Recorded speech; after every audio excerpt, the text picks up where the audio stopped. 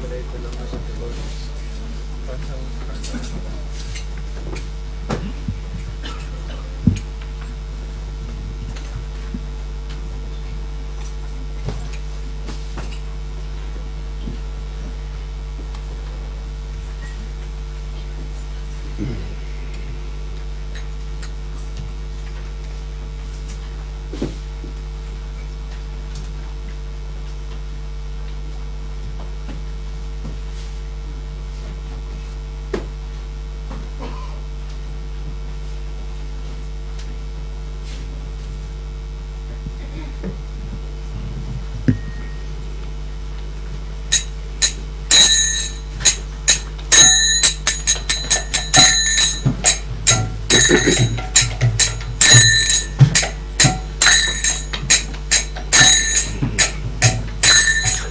Jaya Radha Madhava Kunja Bihari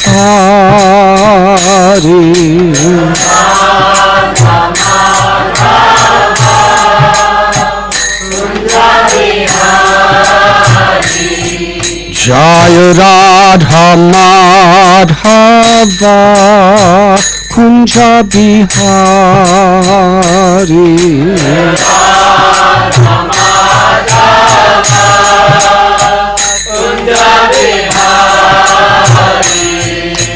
Gopi Jana Vallabha Girivardhari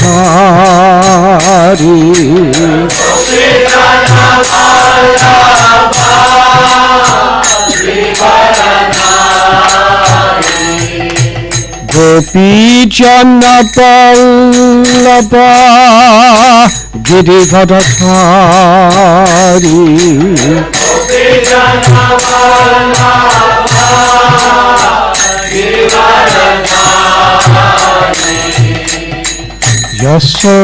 Yasodanandana Prajajana Ranjana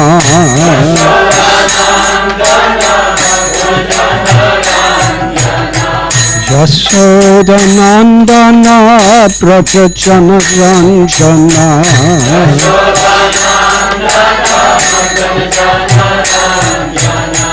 Yamuna Thira Panachari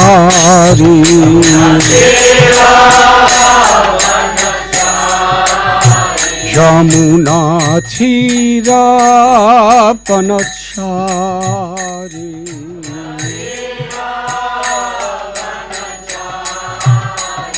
Jaya Radha Madhava Kunja Bihari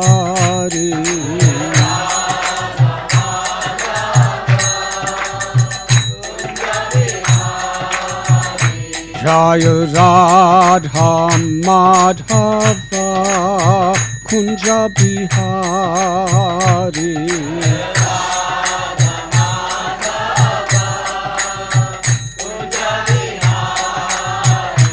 Jaya Gopi Jana Vallabha Girivardhari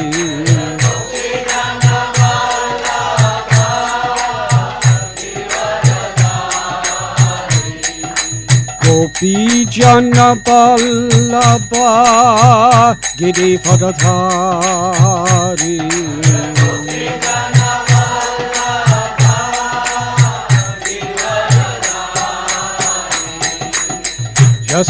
Yasodanandana Prajajana Ranjana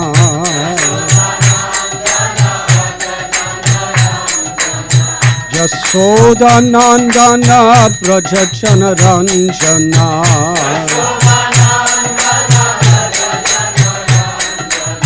Jamuna Thira Panachari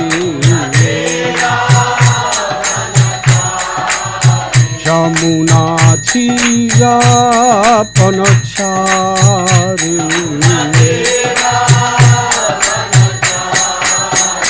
Jaya Radha Madhava Kunja Bihari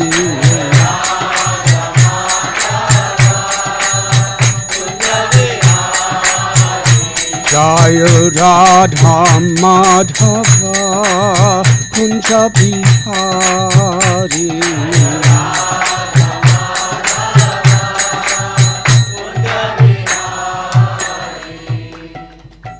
Jayom Vishnupad Paramhansa Parivrajagacharya Astotarasata Sri Shrimad A.C. Bhaktivedanta Swami Prabhupada Ki Jayom Vishnupad Paramhansa Parivrajagacharya Astotarasata Sri Shrimad Srila Bhakti Siddhanta Saraswati Thakur Prabhupada Ki Jai Ananti Koti Vaishnav Vrinda Ki Jai Namacharya Haridas Thakur Ki Jai Prem Sikaho Sri Krishna Chaitanya Prabhu Nityananda Sri Advaita Gadadhara Shivasadi Gaura Bhakta Vrinda Ki Jai Sri Sri Radha Krishna Gopa Gopinath Shama Kund Radha Kund Gidi Gopardhan Ki Jai Sri Vrindavan Dham Ki Jai Sri Navadvip Mayapura Dham Ki Jai Sri Jagannath Puri Dham Ki Jai Ganga Mai Ki Jai Yamuna Mai Ki Jai Bhakti Devi Ki Jai Tulasi Devi Ki Jai Samaveda Bhakta Vrinda Ki Jai Shri Shri Radha Landarishwara Dev Ki Jai Go Premanandi. All glories to the assembled devotees. All glories to the assembled devotees. All glories to the assembled devotees. All glories to Sri Guru and Sri Gauranga.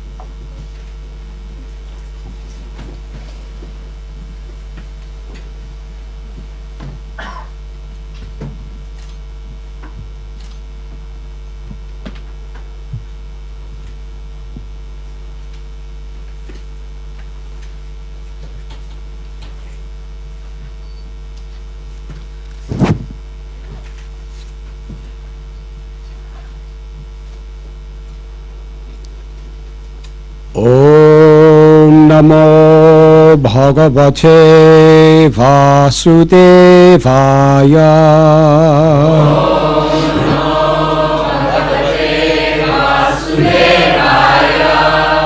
Om Namo Bhagavate Vasudevaya.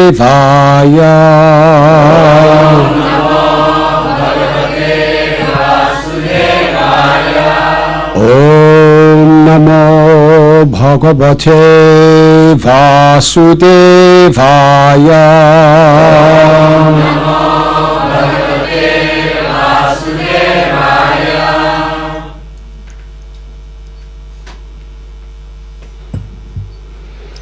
Anujanihi mam Krishna Sarvam Tvam Vedsti Sarvadrik Tvam Eva Jagatam Nato Jagat Etatavarpitam Anujanihi mam Krishna Sarvam Tvam Vedsti Sarvadrik Tvam Eva Jagatam Nato Jagat Etatavarpitam Anujanihi mam Krishna. Sarvam tvam vetsi sarvadrik. Tvam eva jagatam nato. Jagat etat tavarpitam.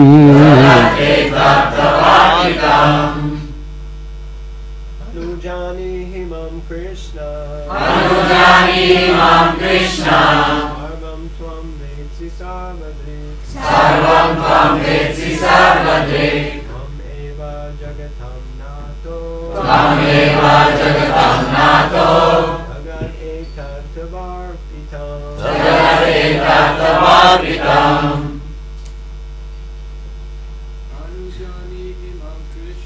Anujanihi mam Krishna. Sarvam tvam vetsi sarvadrik. Tvam eva jagatam nato. Jagat etat tavarpitam. Anujanihi mam Krishna. Sarvam tvam vetsi sarvadrik. Tvam eva jagatam nato.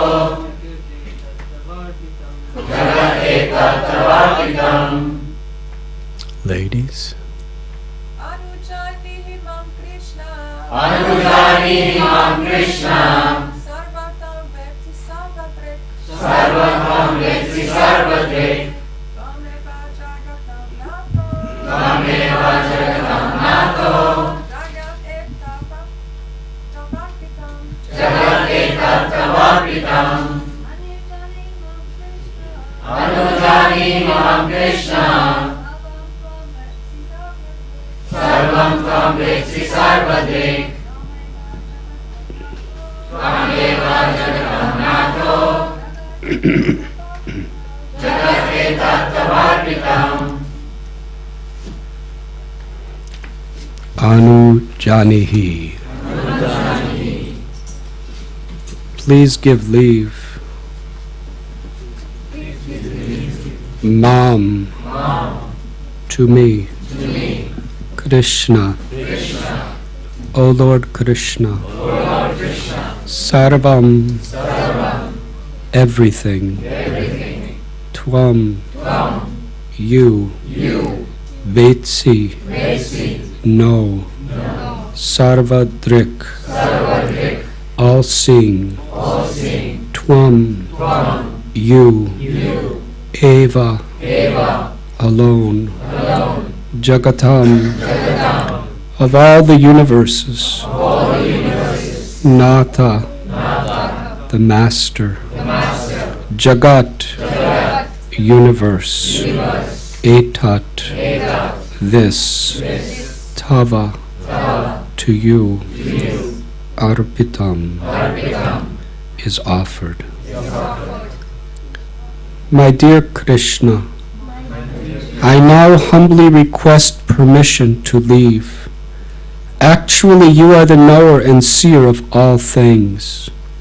Indeed, you are the Lord of all the universes, and yet I offer this one universe unto you. Purport. In his Krishna, the Supreme Personality of Godhead, Srila Prabhupada has quoted Lord Brahma as follows. My dear Lord, although you are the Supreme Lord of all creation, I sometimes falsely think that I am the master of this universe. I may be master of this universe, but there are innumerable universes, and there are also innumerable Brahmas who preside over these universes. But actually you are the master of them all. As the super soul in everyone's heart, you know everything. Please, therefore, accept me as your surrendered servant. I hope that you will excuse me for disturbing you in your pastimes with your friends and calves. Now if you will kindly allow me, I will immediately leave, so you can enjoy your friends and calves without my presence. The words Sarvam Tvam Vetsi Sarvadrik are very significant here. Lord Krishna knows everything and sees everything, and therefore Lord Brahma did not need to remain in Vrindavan to maintain his personal loving contact with the Lord. In fact, as the creator of the universe, Lord Brahma was somewhat out of place in the simple blissful atmosphere of Vrindavan, where Lord Krishna was exhibiting his supreme opulences in herding cows, enjoying picnics, playing games, and so on. Upon seeing the intense love of the residents of Vrindavan that they had for Lord Krishna, Brahma felt unqualified to remain there. He was not eager to give up the Lord's association, but he felt it better to return to his personal devotional service in Brahmaloka. Somewhat embarrassed and unhappy over his foolish attempt at bewildering the Lord, Brahma preferred to resume his transcendental loving service rather than try to enjoy the Lord's presence.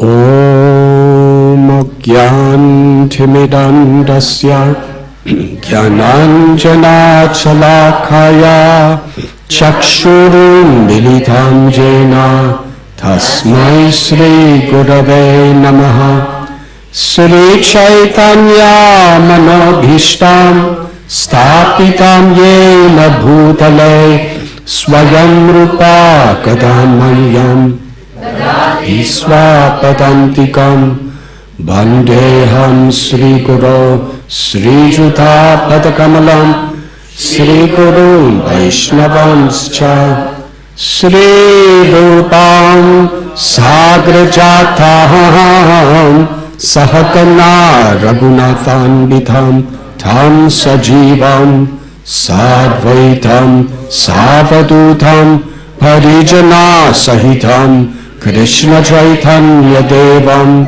Sri Radha Krishna Padam Sahakana Lalita Sri Vishakhanvitamscha He Krishna Karuna Sindhu Dina Bandhu Jagatpate Gopesha Gopika Kanta Radha Kanta Namostate Anshana Gaurangi Radhe Vrindavaneshwari Vrishabhanu Sute Devi Pranamami Hari Priye Vansha Kalpatarubhyascha Kripa Sindhubhya Evacha Patithanam Bhavanibhyo Vaishnavebhyo Namo Namaha Sri Krishna Chaitanya Prabhu Nityananda Sri Advaita Gadadhar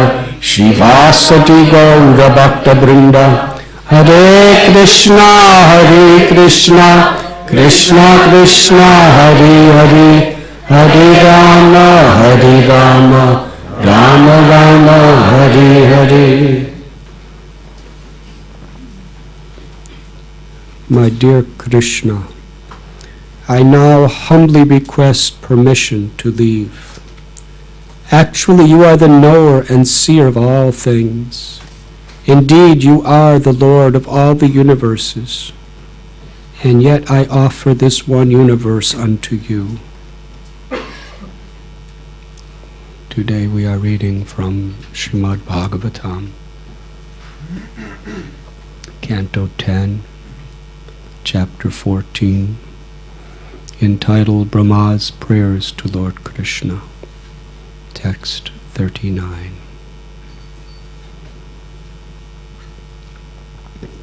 I'm very grateful and very happy to be in this beautiful historical temple, HH Radhanath with all of you. Thank you.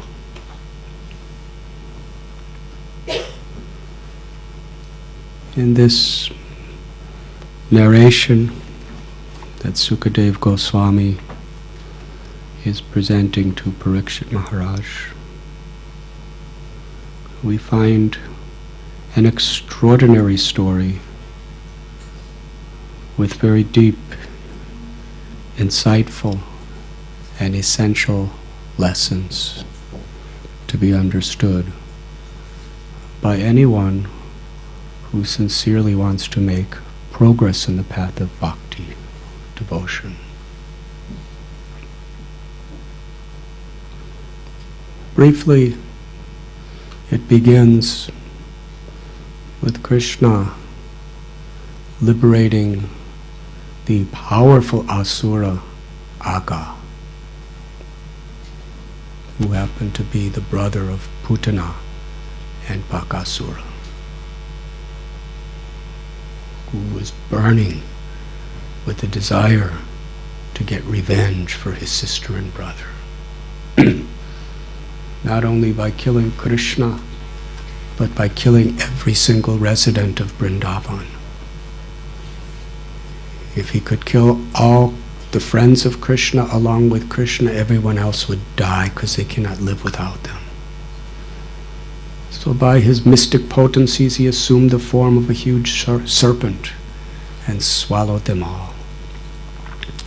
But by Krishna's potencies, he expanded himself within the mouth and the body of Aga and caused him to suffocate. The children were all unconscious, dead, but by Krishna's glance they all manifested their lives again and happily danced outside the mouth of Aga.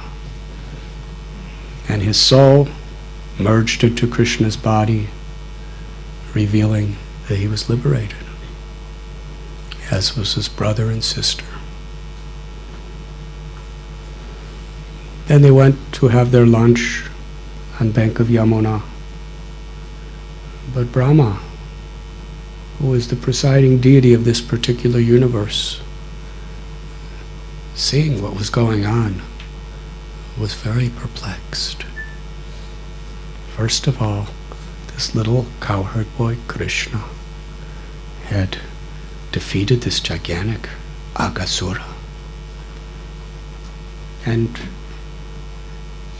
he's supposed to be God, but yet he's sitting on the bank of the river and he's telling his friends, this tastes very good, try it. And his friends are saying, Krishna, this tastes very good. And after they take it out of their mouth, they give it to Krishna, and Krishna eats it. And he's thinking, here is Yagyabhuk. All sacrifices are meant for him. And one should not take anything unless it is the Lord's prasad. And yet the Lord is taking food right out of the mouths of these little cowherd boys. What is this? Who is this? So he decided to test Krishna, to see who he really was. And by his inconceivable potencies, he allured Krishna's little calves by very delicious grasses to go farther and farther away, and then he kidnapped them all. And when the boys saw that their calves were not there, they became very alarmed. And Gopal told them, you enjoy your lunch, prasad. I will find the calves. You stay here. He couldn't find them anywhere. When he returned, Brahma had kidnapped all the children as well. Krishna was all alone, standing there with a lump of fruit salad with yogurt in his hand that he was eating while he was searching. He understood what Brahma was doing. And when Krishna wants to do one thing, he can serve so many purposes. One purpose was to deflate the pride of his devotee Brahma, who thought he was something very great, because he was, by material estimation, he was the greatest person in the universe. He's the father of everyone, controller of the universe. It's a big position. Even bigger than the president of Soho Street.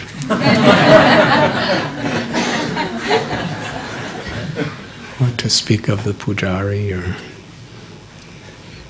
the head cook, the dishwasher. We all have our positions. But Krishna wanted to show what our real position is. That we are all the servant of the servant of the servant of the Lord. So Krishna effortlessly expanded himself into the identical forms of every gopa, cowherd boy, and every calf. Because he knew it was time to go home. And the cows would be worried about their little calves. And the mothers would be worried about the gopas. So they all went dancing, playing their flutes, and singing beautiful songs back to Gokul, go back to Vrindavan village. And at that time, nobody could detect that it wasn't their children. But one thing peculiar happened. All the cows and all the mothers and fathers, they never ever loved their children so much. They couldn't understand. Because a very peculiar phenomena was happening that even Parikshit Maharaj had to ask, how is this possible? How could anyone love someone else's child more than their own? It just doesn't happen in this world. Just like if your neighbor's child is getting all A's and getting scholarships to college and is well-mannered and respectful to everyone and is very beautiful, and your child isn't so nice-looking and is failing their exams and always angry with people, still you love your own child more than your neighbor's child. It's just natural. So how is it that everyone in Vrindavan loved Krishna more than their own children?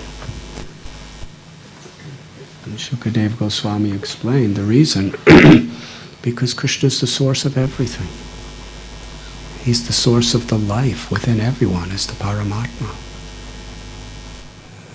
The only reason anyone has attraction to anyone else is because everyone is spiritually, essentially, part of Krishna. Mamaivam so jiva loke.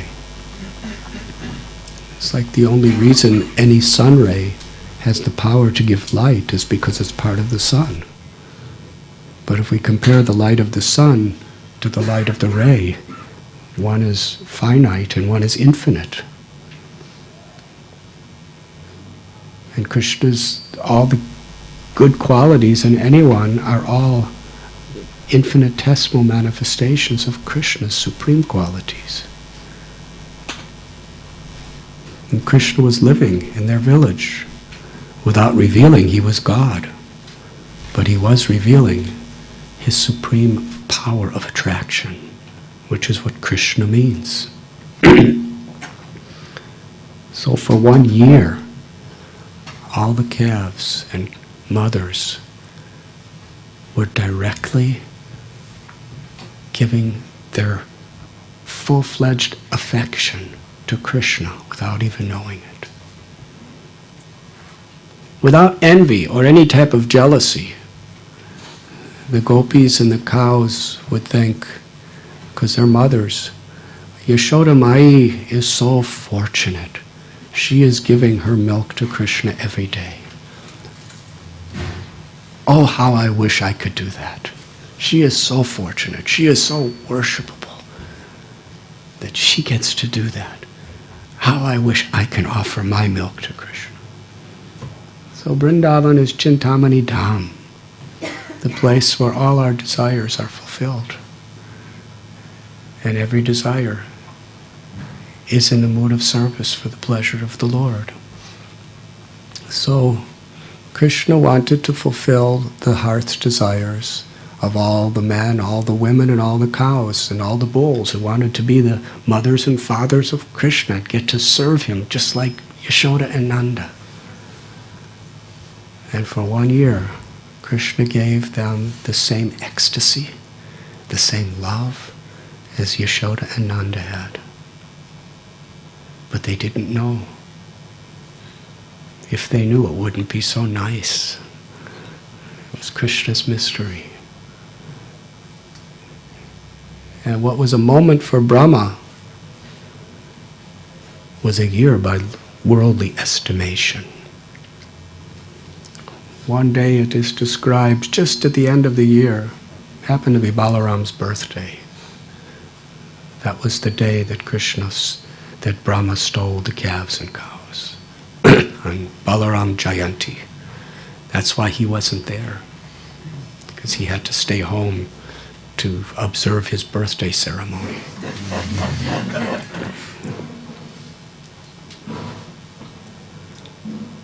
And even Balaram, Krishna was so powerful, he even hid the truth from Balaram for a year. This is very mystical. The Lord hides it from himself, just to make his pastimes deeper in every sense. And one day, Balaram was herding cows with Krishna, and he happened to see the cows. He was herding the calves with Krishna.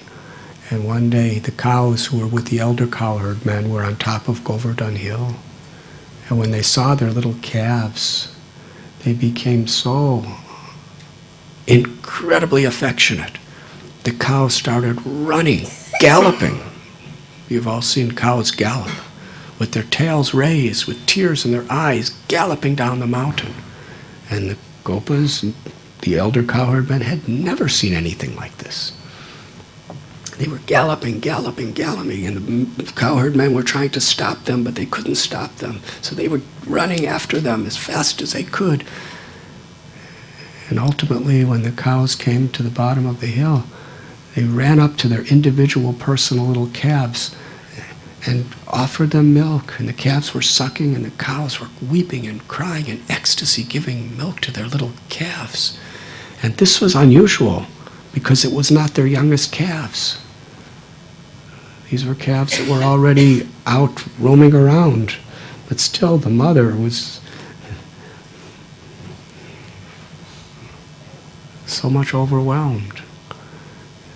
And the cowherd men were very angry, because there would be no more milk when they get home. The calves are drinking all of it, but as soon as they saw their little children, they became so overwhelmed. They embraced their little Gopa children and smelled their heads and were weeping and trembling in ecstasy. Balaram was thinking, how is this possible? They all have the same love for their children as Nanda and Yashoda have for Krishna. And then he understood. They're all Krishna.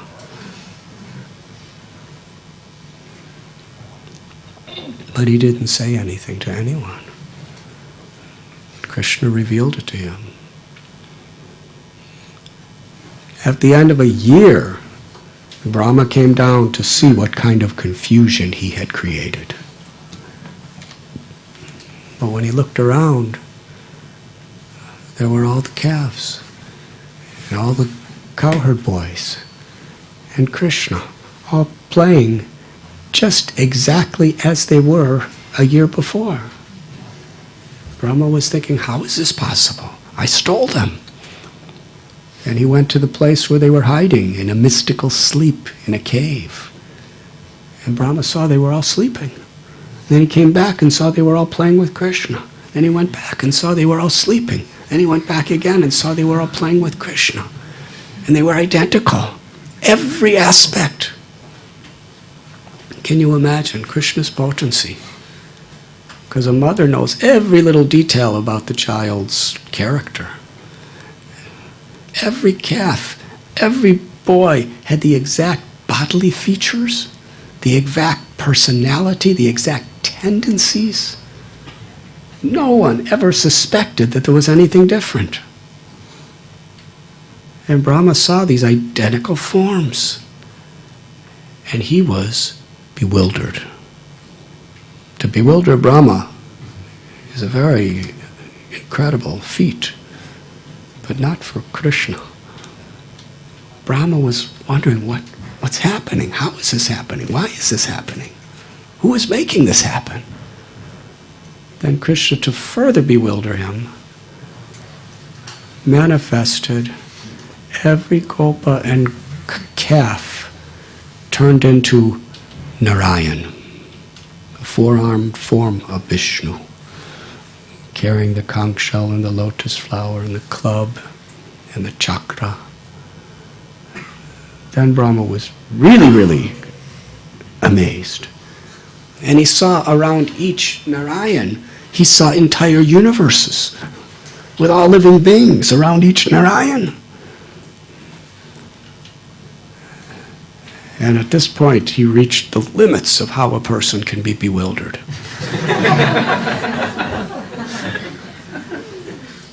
And when Krishna brought him to this point, suddenly everything disappeared, and all that was left was just Krishna standing alone with that same fruit salad in his hand.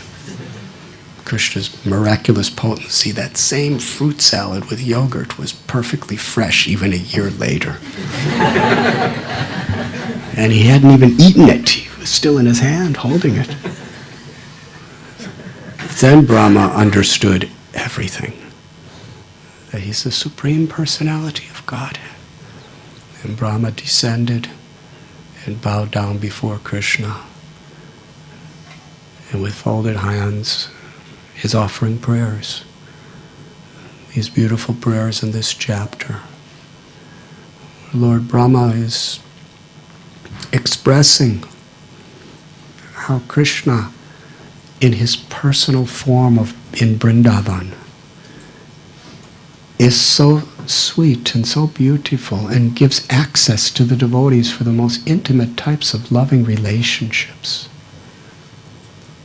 but can only be understood by the Lord's mercy.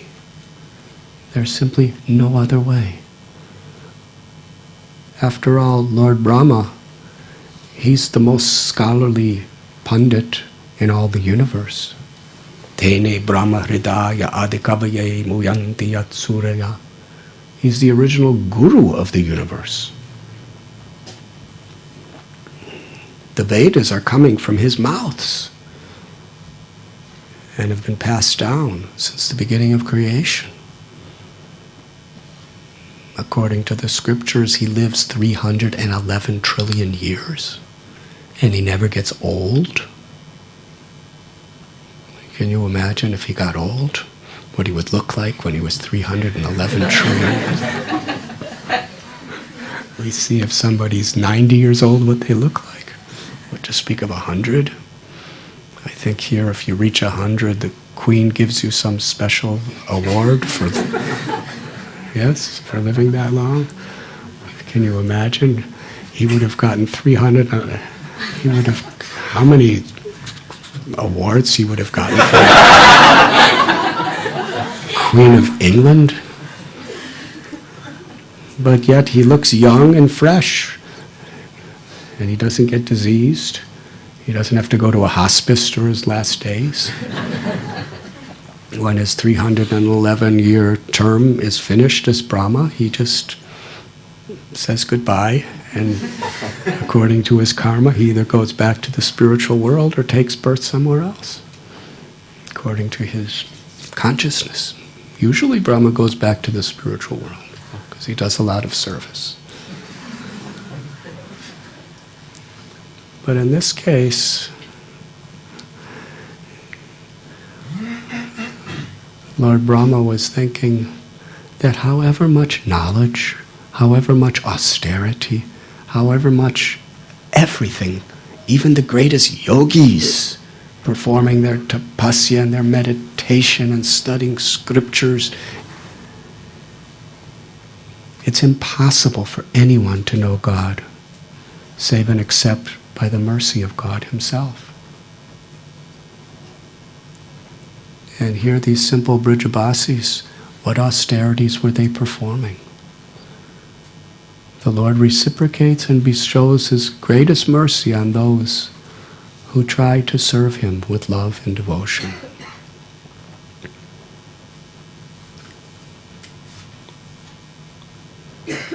And Lord Brahma was thinking that Krishna, who is Achyuta, who is infallible and unconquerable, agrees by His own will to be conquered by the love of His own devotees. And our acharyas, they comment that we can conquer God with our body, our mind, and our words. By our body, by rendering sincere, humble service to the Lord. By our words, by with sincere gratitude, speaking the wonderful pastimes and teachings of the Lord, expressing our gratitude to the Lord in every situation. And by our mind, by just remembering the Lord, by hearing His glories and remembering what we hear. Remembering that divine form. And Krishna's conquered with His body, mind, and words. This body, to His sincere and surrendered devotee, Krishna's always at that devotee's side. In the trials and tribulations and in the auspicious, happy times of life. Through the fair weather and the storms, Krishna's always with His devotee. And through His words, the Lord is always praising the glories of His devotees within the scriptures and within His own heart. And within His mind, Krishna tells in 9th canto of Srimad Bhagavatam that my devotees always think of me with love. And bound by that love, I always think of my devotees with love. This is only possible by the mercy of the Lord. One can understand the illusory nature of this world, and one can understand the all-pervading impersonal aspect of the Supreme by one's detachment. But it's inconceivably more difficult to understand the Lord's Satchit Ananda, His beautiful, eternal form. Lord Brahma, the same personality we are reading about today, composed Brahma Samhita. And the first prayer, Ishvara Parama Krishna Satchidananda Vigraha Anadir Adir Govinda Sarvakarana Karanam. He's talking about the form and the personality of Krishna. That form is Satchit Ananda Vigraha. It is eternal, full of knowledge and full of bliss. It is the source of everything that exists, the cause of all causes.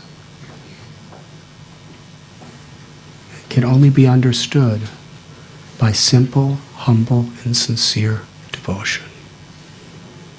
By such, Krishna reveals Himself as He is. Bhaktya tvananyaya shakyam aham evam vidorjanam gyatam darastam cha tatvena praveshtam cha parantava. Krishna tells in Bhagavad Gita, by undivided, unalloyed devotion, I reveal myself as I am, standing before you. And Lord Brahma understood how all the universes are coming out of Krishna as Mahavishnu. And then an expansion of Mahavishnu, Garbhodakshai Vishnu, he lays in the ocean of material, of the Karana ocean, the causeless ocean. And from him Lord Brahma is born. Brahma's, Krishna, you're my father, directly. And I tried to know you then. I was on a lotus flower that had blossomed from your navel, and there was the causal ocean all around, and I tried to understand who you are, who I was, where I was, and I searched and used all my intelligence and all my physical strength going up and down, trying to find out, who am I? Who is God? What is the purpose of life? What's happening?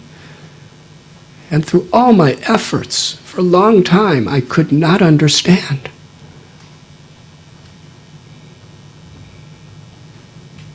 Then I meditated. I meditated on the mantra you gave me in my heart. And by your causeless mercy, you revealed everything to me. God can only be understood by God's grace. There's no other way. And everyone and anyone has the qualification to receive that grace if we are simply sincere to receive it. And Lord Brahma is explaining how the Lord, when he descends into this world, he descends in so many different ways. Sometimes as a demigod, like Vamanadev.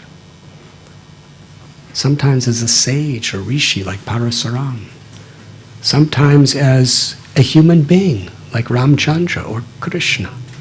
Sometimes he appears like an animal, like Varahadev. Sometimes as an aquatic, like Matsya.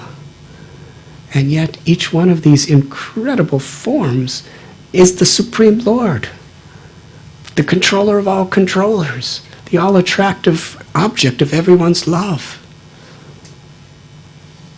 It comes in all of these different ways just to reestablish our eternal natural relationship with him in so many different ways, in so many times.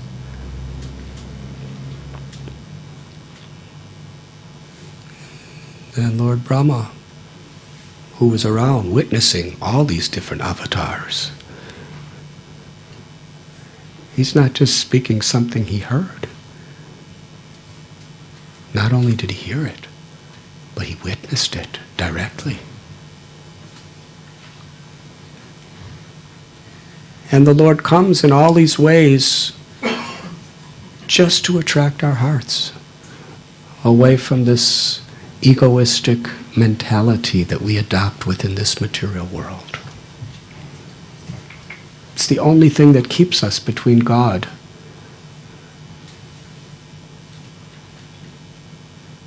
and ourselves. Actually, there is no separation. There never can be a separation between the soul and God. But due to our desire, our independent free will, we have this capacity to want to be controller, enjoyer, and proprietor, separate from our constitutional nature as a servant of the Lord. And when we so desire this, Maya, or the illusory energy, covers us with this ahankar, the false ego, to think that I am this body. And those things in the relationship to the body are mine, and my happiness will be found through my mind and senses. And as long as we have this misconception, although Krishna is within the heart of every living being, and we're all essentially, eternally part of Krishna, we forget who we are, like a dream. And in that dreamlike state, we try to create so many empires within this world. But like castles in the sand, when the wave of time comes forward, everything is finished. Birth after birth after birth, the soul struggles and strives to find permanent happiness. But the Lord comes again and again, and reveals different scriptures, and sends different empowered representatives of himself, or he himself comes to this world again and again and again, just to remind us. The perfection of life is to love the Lord. and to be an instrument of his compassion to everyone and anyone in this life. That's all. Doesn't matter who we are.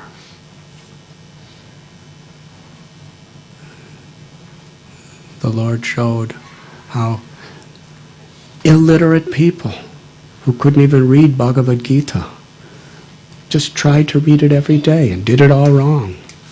Literally. In Sri Rangam, Lord Chaitanya saw this Brahmin, and all the other scholars were ridiculing him, laughing at him, criticizing him. Because among great scholars, he's sitting there in their place, trying to recite, doesn't even know whether he's saying it wrong or right, doesn't even know what he's reading. But he told Lord Chaitanya that I'm crying because I'm just thinking of how kind Krishna is. He's taking the position of the servant of his own devotee, Arjuna, by being his charioteer. And in that mood, he's revealing the highest knowledge of Bhagavad Gita. He's so beautiful, he's so kind. Because of the gratitude of that illiterate person, he achieved the full understanding. Lord Chaitanya said, "You are the true knower of Bhagavad Gita." Shabari was a simple woman from the forest. She had no education. She had no caste. She had no money. She was just living wearing deerskin in a cave. And when Ram came to see her, what did she have to give to Ram? She just collected some berries, kapita. These are berries that monkeys like to eat. It was the only berries around. And those berries, you don't know if they're sweet or bitter. They look exactly the same. You have to taste them. So she was so simple and so spontaneous. It's all she had. She gave Ram a little straw mat to sit on, had a bowl of berries, and she tasted each one. And if it was sweet, she gave it to Ram to eat. And if it was bitter, she put it aside to eat later herself. And Ram was taking the food out of her mouth, just as Krishna was taking food out of the Gopas' mouths. And she conquered him by the simplicity of her devotion. And then there are so many great sages who are powerful scholars and gurus for millions of people. They also achieved Krishna. So all that matters is the sincerity of our heart and our devotion. And Brahma understood. Even I couldn't understand until you showed your mercy upon me. And then as he was looking around at the people of Vrindavan, here were perfected souls in the forms of little calves, not even humans. And he looked around Vrindavan, and there were parrots and peacocks and trees, and they were all perfected beings, higher than him. What to speak of these little children? They're playing with Krishna. Their hearts flooded 24 hours a day forever with love for Krishna.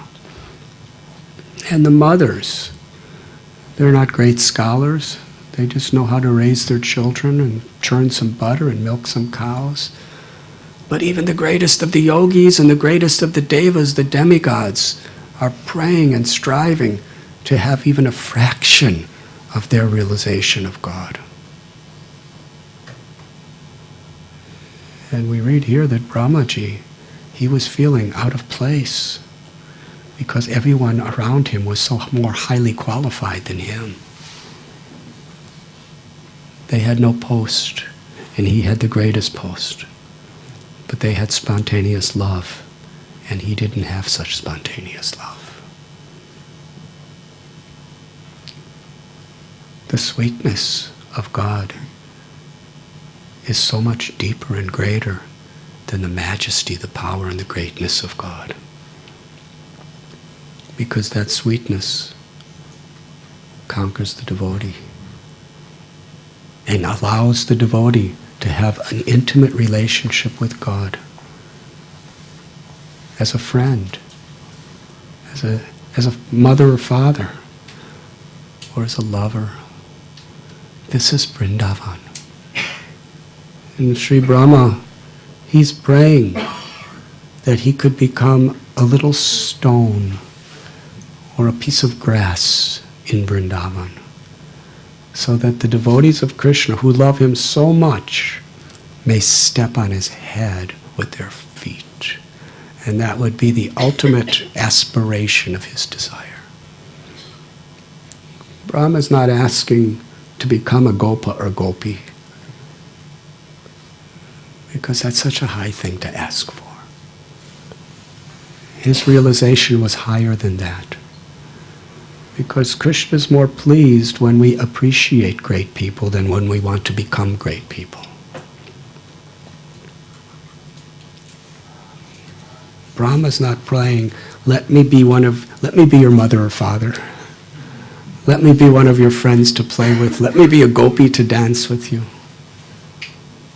He's praying, let me be a blade of grass, so that the gopis and the gopas and your mother and father or the calves will step on my head. And then I will get the dust of their feet. And by their grace, I will become completely purified. And I will have the capacity to please you like them. This was his humility. And he's teaching us how to approach the Lord with that humility. If we try to approach the Lord directly, there are so many limitations by which we can access the Lord's mercy. But Sri Chaitanya Mahaprabhu, who was Srimati Radharani, Krishna in the mood of Radha, teaching us the way to the highest perfection, he taught that the highest of all aspirations, Gopi Bharatur Patakamalayor Dasa Dasa Dasa Anudas, not to be a self-realized sage, but to be the servant of the servant of the servant of the servant, the Anu. The Anu means atomic. The little servant of all other servants of the Lord. Because when we have that consciousness, then Krishna is so pleased he gives us everything. If we try for something great, it's very far away. But if we're grateful for great people and want to serve them, then Krishna is so pleased he gives us everything. Therefore, here is Lord Brahma, the highest material post that no one can ever take away from him. It's not that every 4 years there's an election for Brahma. And he has to go out and campaign and compromise his own ideals to get more votes and to get allies. He's Brahma from the day he's born to the day he dies, and it's a long time. But yet he sees that being Brahma is not even worth a blade of grass. Better to be a blade of grass and be stepped on by Krishna's devotees. These are some of his prayers. And Lord Brahma, he understands the principle. Patram pushpam palam toyam yome bhakta prayachati. Krishna says in Gita, even if you offer me a fruit, a leaf, a little water, with love and devotion, I will accept it. Whoever we are, anyone can pick up a leaf, a fruit, some water. And if it's offered with devotion, it has unlimited value to Krishna. What to speak if we offer Krishna wonderful garments, wonderful jewels, if we sing with beautiful voices, or even if we don't have beautiful voices. Srila Bhakti Siddhanta Saraswati Thakur, in his last days, the devotees brought one of the most tremendous kirtan singers to sing for him. And he called for someone who really didn't have much of a good voice, just to show it's not the material ability, it's the devotion that matters. So Lord Brahma's understood this. Krishna accepts, he's Bhava Grahi Janardana, he accepts our love. He doesn't need our things. He already owns everything. In the form of death, he's going to take everything away from us eventually anyway. And even when we have it, it's all his. He just entrusts everything to us. He's the proprietor of everything. He doesn't need a temple.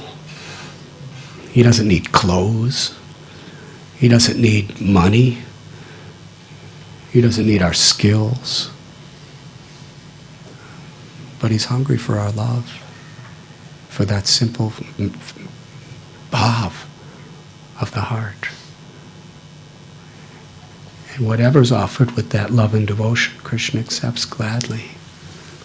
So here Lord Brahma concludes today's prayer. He says, "Indeed, you are the Lord of all the universes."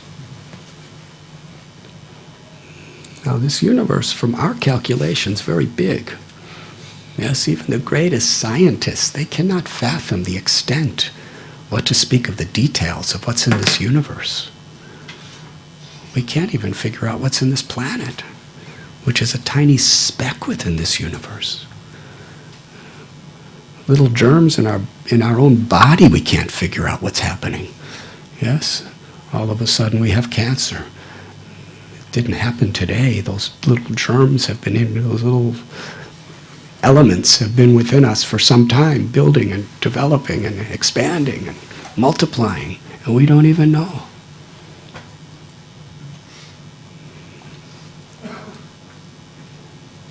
So even the greatest brains and scientists can't figure out what's happening in their own little body.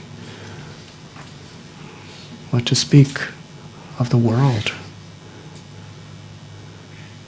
Lord Brahma, in one of his prayers in this chapter, is saying, with the commentary of an acharya, that even if one can count and fully understand every atom within the entire universe, even if one can count and understand every single snowflake in the entire universe, every drop of water in all the oceans, even if one can understand fully and exactly every ray emanating from the sun, that's not very difficult. But to understand your glories, to understand what you do and how you do it, and the love and the mercy that you shine upon your devotees, that is impossible to understand. Only when you bestow your mercy upon someone can it be comprehended. And therefore, Lord Brahma, in a very humble way, he says, Krishna, you are the Lord of all the universes. In this little tiny universe, I offer it to you. It's all I have. I'm sorry. I wish I could give you more. All I have is this little universe. I offer it to you wholeheartedly. It's yours. And Krishna, for Shabari, who offered a little piece of fruit out of her mouth, he accepted that with the same, maybe even more, pleasure as Brahma offering a universe.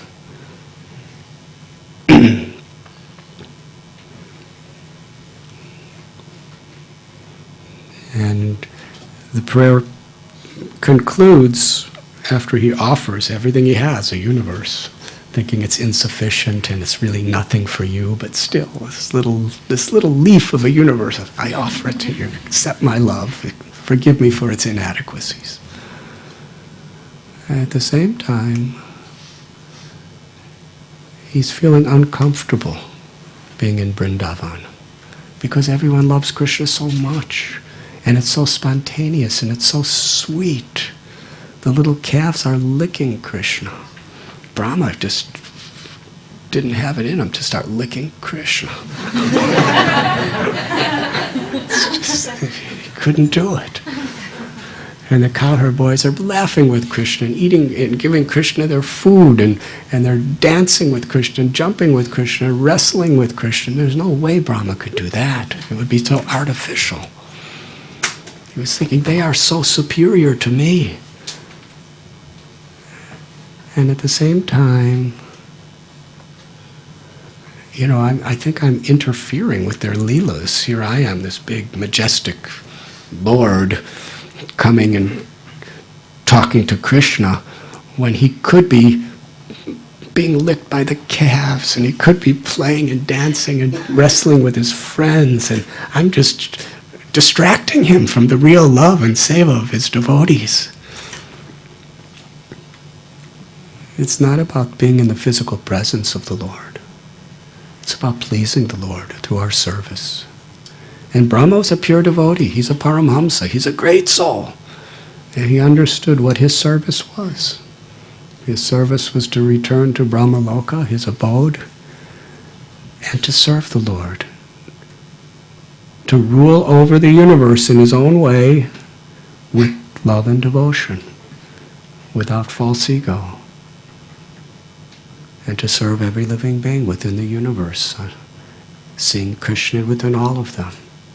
That was his service.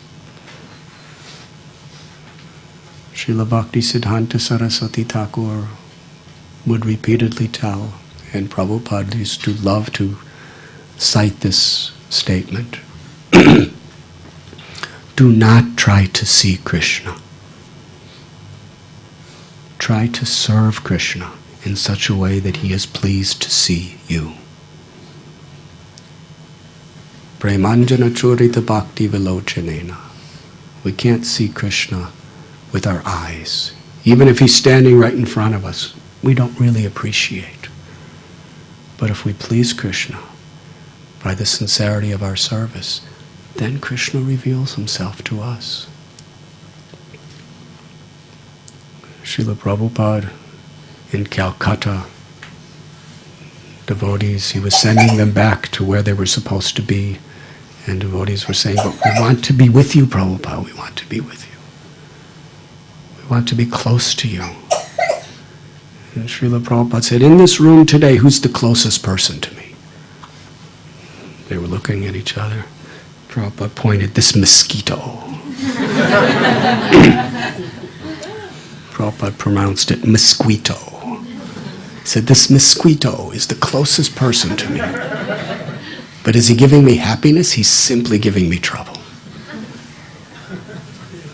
So proximity has no value unless we please Krishna, we please the Guru, we please the Vaishnavas. Then wherever we may be, that is bhakti. Samsadhir haritoshanam. Athapum birdvijastareshtas varanashvama vibhagasha shvanushtatasya dharmasya samsadhir haritoshanam. The perfection of whatever position, whatever role, whoever we may be, is that in carrying out our responsibilities, we please Krishna.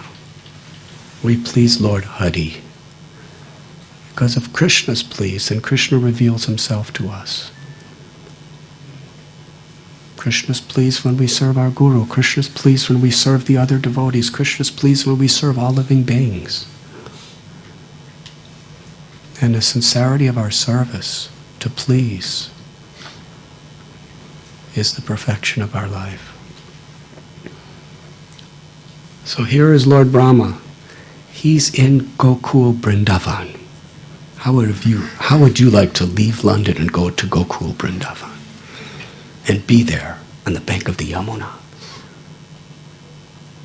And the Yamuna Brahma was seeing is the original Yamuna, which with true eyes, it's absolutely nectarine waters. It's crystal clear, ambrosial with lotus flowers.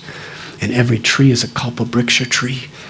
Kadamba trees, tamal trees, banyan trees, peepal trees, and each one is blossomed with all kinds of fruits, and the Vrindavan forest with lovely peacocks cawing. Each peacock is singing with infinite devotion, and the parrots are singing, and these calves and these gopas, they're all around. They're the most highly elevated, liberated beings in all of existence. And here's Krishna in his most lovely form as a cowherd boy, enchanting everyone's hearts. Brahma's there in Vrindavan, the spiritual world, the highest realm. And he's asking for permission to go back to Brahma Loka. Something like London.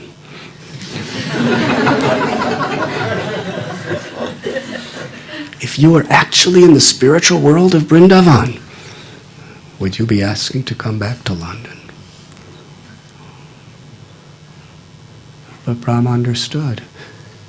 That's where I could serve the Lord, by serving him. He was willing to give up being in the spiritual world to go back to a mundane place, because that's where he could serve and that's where he could please the Lord.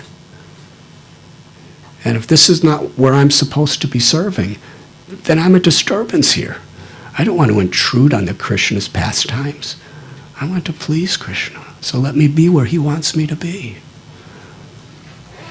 And Brahma's about to depart for Brahma Loka, fully realized as the servant of the servant of the servant, to serve Krishna with love. But in his heart of hearts, Brahma will never again forget the beauty and the grace and the love of Vrindavan. And he will be serving in separation in that mood. And Brahma prayed later on for a benediction. I know you want me in the post of Brahma, but I'm the supreme person in the universe. Even the demigods, what to speak of other people, the Vedas teach millions and billions of people throughout the ages how to honor me and how to get benedictions from me, how to offer prayers. But I became so proud because of my high position. Just allow me to be an insignificant outcast within the world so I can always chant your names with no pride. And Krishna told him, in the Kali Yuga, when I appear in my avatar as Lord Chaitanya, you will be my intimate devotee, Haridas Thakur. You will be born in an outcast family. You will be persecuted. You will be threatened. You will be beaten. You'll be killed. I'll bring you back to life. But you'll always be chanting my names. And you will teach the whole world how to chant my names. You will be the very embodiment of Trinadapi Sunichena, Taror Ibasi Hishnuna, Amani Namanadena Kirtaniya Sadari. You'll be more humble than a blade of grass, more tolerant and forgiving than a tree. You will offer all respect to others and expect no honor for yourself. And in this way you will teach the whole world how to call out my holy names. And Lord Brahma became Haridas Thakur and endured so many injustices, so many persecutions, and lived in such total poverty materially. He chose to live in caves. But he was always in the ultimate happiness, experiencing Krishna and giving Krishna through the holy names. Hare Krishna, Hare Krishna, Krishna Krishna, Hare Hare, Hare Rama, Rama Rama, Hare Hare. Thank you very much. Is there any questions? Yes.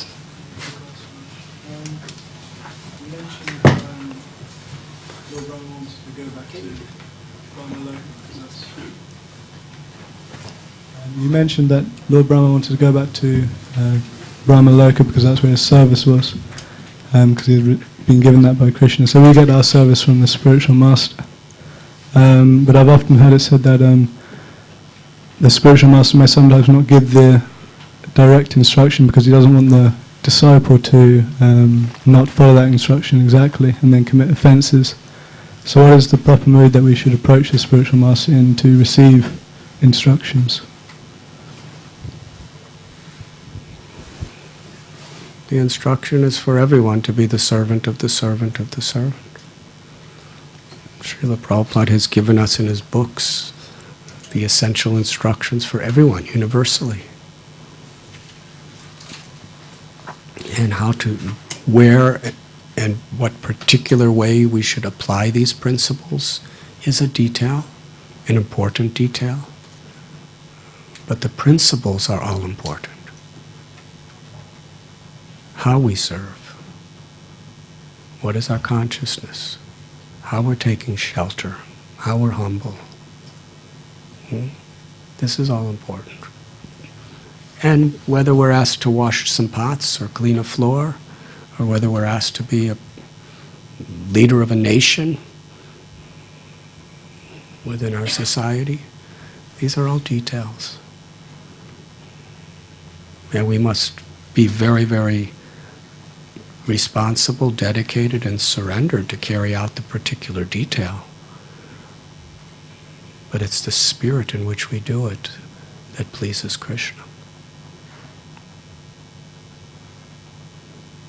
When Srila Prabhupada was here, out of perhaps 10,000 devotees, he only directly gave instructions.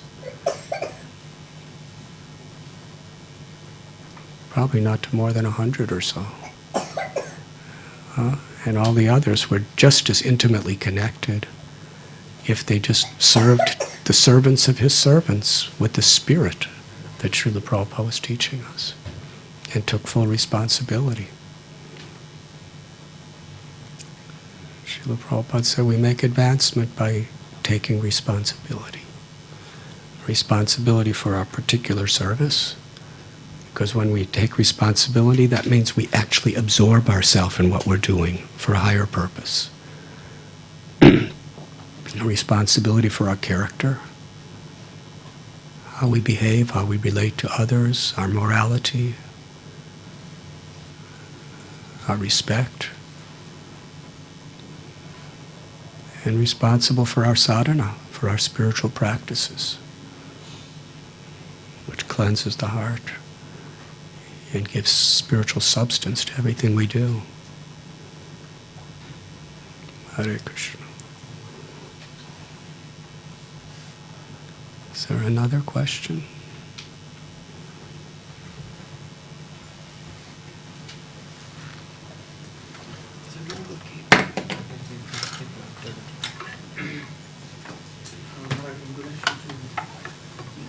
Statement that we cannot really be separated from Krishna.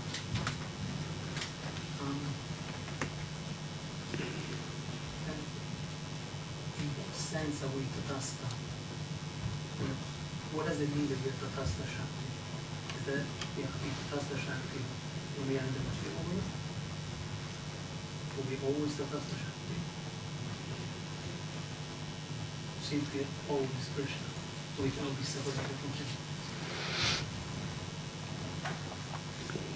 Mamaivam so jiva loke jiva bhuta sanatana. Krishna tells in Gita that all living beings are eternally my parts and parcels. As parts and parcels of Krishna, we are qualitatively one with God. The Atma, the spirit soul, is eternal, full of knowledge and full of bliss. But quantitatively, we are an insignificant part. Not exactly insignificant. We all have unlimited significance, so that's the wrong word, I'm sorry. We are infinitesimal parts. But each infinitesimal part has infinite significance because we're part of God.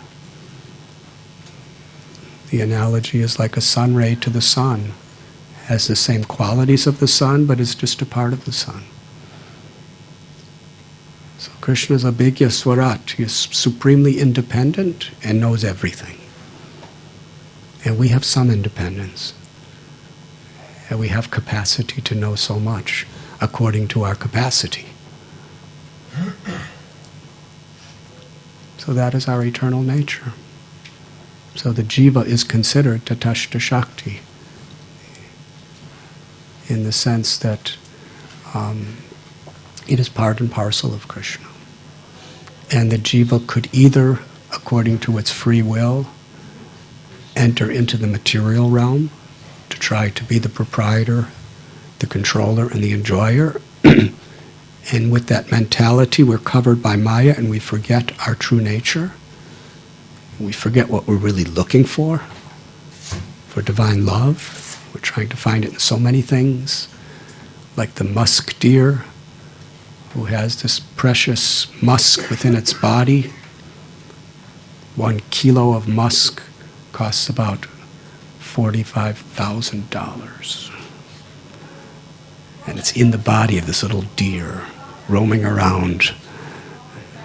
And that organ that makes musk could make many kilos in its lifetime. And the fragrance is so sweet.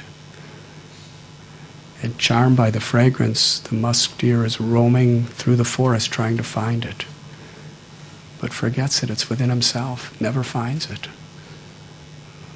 So our true nature, our love for God is within us, but we're looking everywhere else for it. Frustrated, because we never really find what we want. Nothing can satisfy the soul's thirst to love God. That's material life. But yada yada hi dharmasya glanir bhavati bharata. The Supreme Lord so kindly comes to this world again and again and again, throughout the ages, in all places, just to remind us who we are. The Bible says, what is the use if you gain the world if you lose your eternal soul? Make your treasure not in this world, but in the kingdom of God. Because in this world, whatever our treasure, it's going to be either stolen by thieves or rusted by corrosion or eaten by moths. Krishna says in Gita that everything in this world is temporary. Therefore, everything is a source of misery, essentially. Dukkhalayam ashashvatam.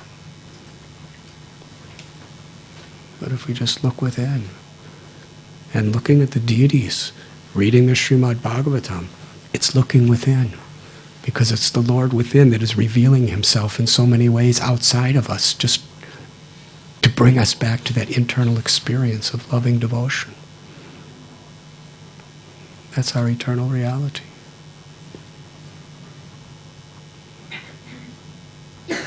When Srila Prabhupada came to the West, somebody asked him, why have you come here? We already have our own religions and our own way of life. Why have you come here? Prabhupada said, I have not come to convert, I've come to enlighten. I've simply come to remind you of what you have forgotten. That we're all eternal souls, we're all part of God, and loving God and Krishna is what we're all looking for. It's who we are.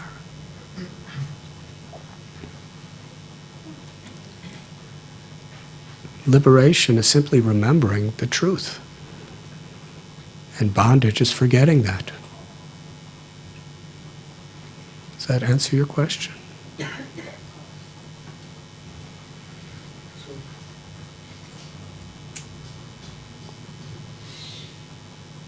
in this period of faith and when we go back to the spiritual world, we have a spiritual code.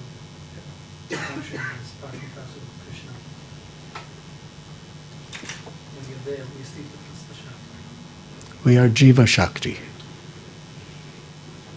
No longer the Shakti. We are in essence, yes. But, what is the... We're just talking about grammatical terms. What does Tatashta Shakti mean? What does Jiva Shakti mean?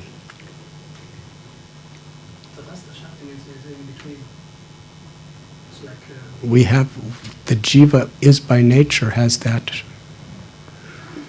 quality.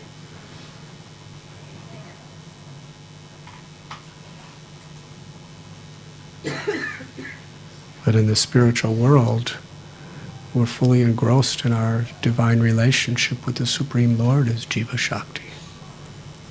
So that tatashta sense is irrelevant.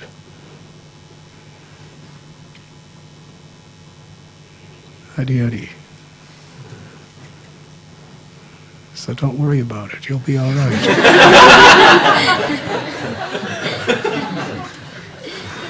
Safe place to be. Thank you very much. Srila Prabhupada ki jai.